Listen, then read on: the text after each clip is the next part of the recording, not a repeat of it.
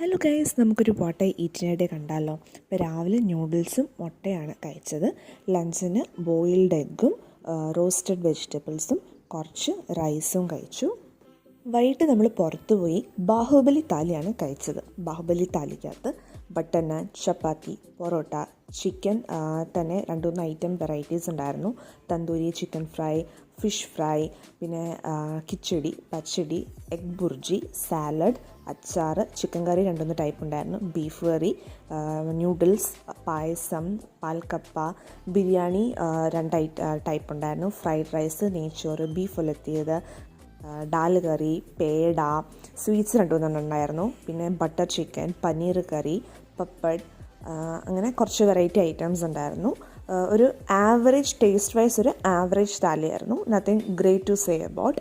പിന്നെ അതിനോടൊപ്പം തന്നെ പോത്തുംകാല് ഓർഡർ ചെയ്തിട്ടുണ്ടായിരുന്നു. അത് അടിപൊളി ടേസ്റ്റ്.